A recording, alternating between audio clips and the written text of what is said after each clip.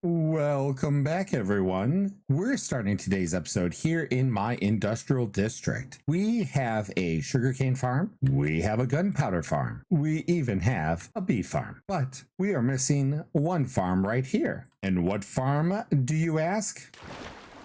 It's going to be a wood farm. A lot of wayfinders, including myself, are going to need to use a lot of wood this season. The sooner that I get started on this farm, the better. And between you and me, I have put it off for far too long already. No time to putz around any longer. We need to get started. Wait a minute. What's that?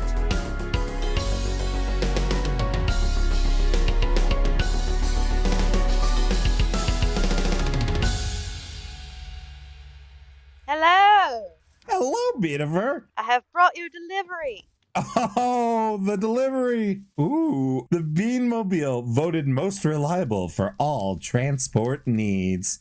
Look at that. This is such a cool little build.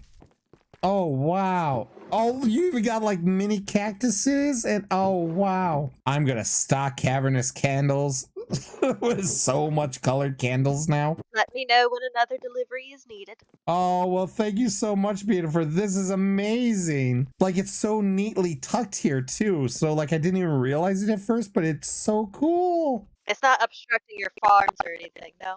Not at all. I'm not building any more in that direction, so that is out of the way. It's so out of the way I haven't cleaned up my cats from when I yeah, I saw your cats while I was delivering.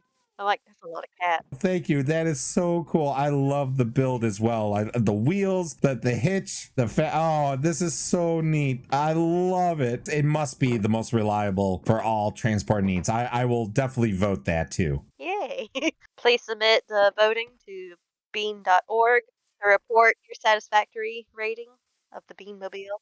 Will do. I highly liked, I would recommend, and very satisfied with delivery.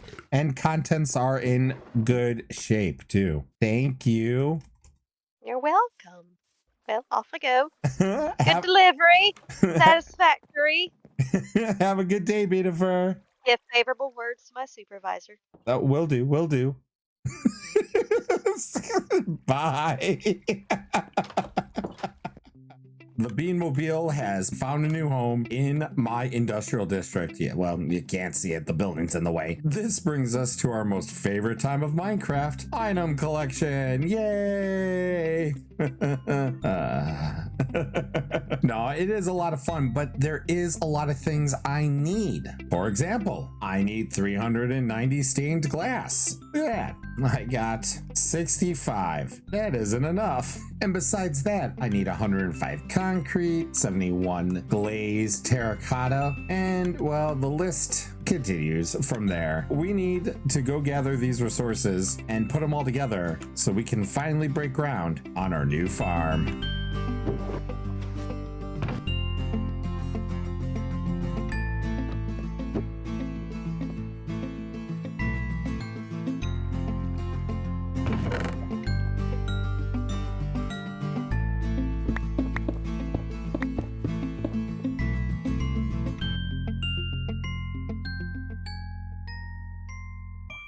Thankfully, I've been preparing for the past few weeks for this, so most of what I needed was already gathered. I know.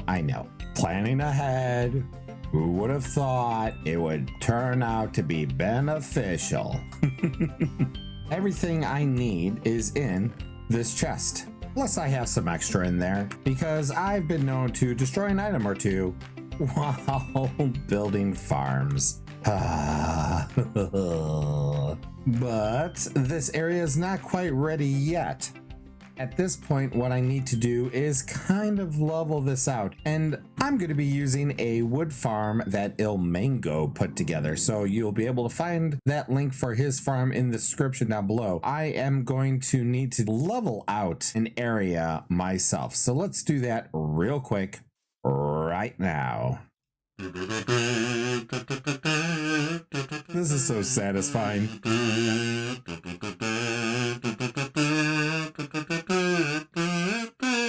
That will bring us to where we are here. Okay, I've laid out the potential foundation of where the item collection for this wood farm is going to be. It's supposed to be a 17 by 17. I think that'll fit kind of nicely. Things aren't exactly symmetrical, and I'm fine with that. Eventually, the item collection is going to go down into a line and then down into the depths down there so that we could collect in the same area as all the others. A wood farm has a lot of potential to go wrong. I've never built a TNT duplicator before, and this has a lot of moving parts to it. We have cleared the way. We have collected the items. All that is left to do now is to build.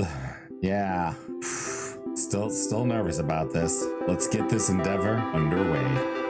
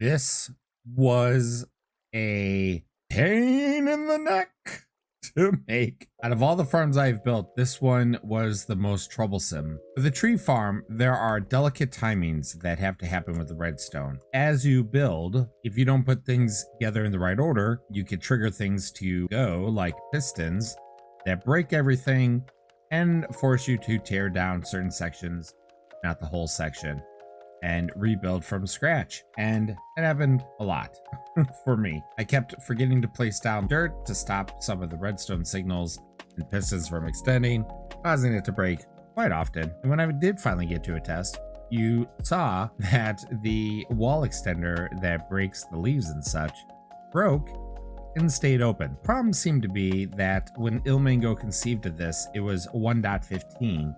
and there were some slight alterations that needed to happen into 1.18. There are people that had used this in 1.18 as it was and didn't have to adjust anything. For me, I had to kind of keep playing around with it until I got it to work. As a matter of fact, I was getting so confused as far as what I had done and hadn't done right. I even used Lightmatica to confirm what blocks I did place right and try to find any blocks that I didn't place right. And it turned out I had placed the blocks right.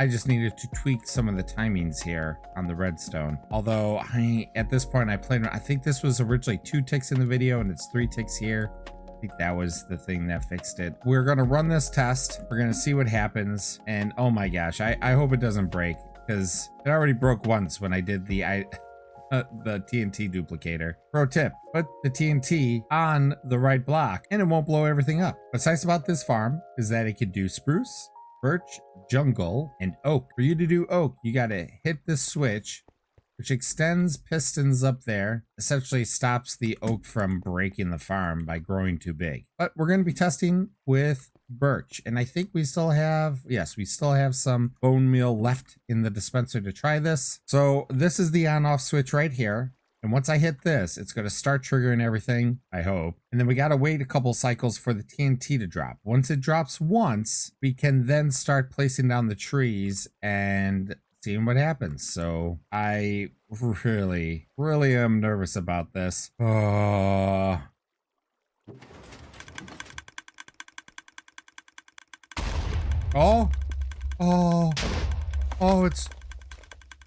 it's working.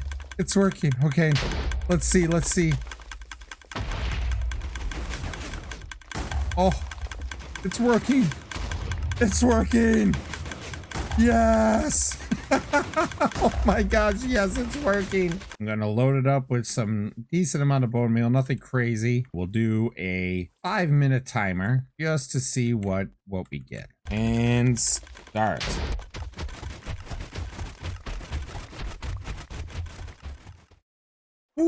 Ooh, okay, well, we started off with just over a stack of birch, and now we have 4 1/4 stack of birch saplings. Yeah, that is nice. Let's see how much that got us. That was 5 minutes of harvesting birch. We got 16 stacks. Holy, wow, that's just in 5 minutes. So, doing some rough calculations here. 16 stacks of 64, and then that was only 5 minutes. So we then, wow, if I mathed right, that's over 12,000 stacks, or stacks, 12,000, but that is 12 over 12,000 logs per hour just for birch alone. I don't want to leave it open like this. For now I am.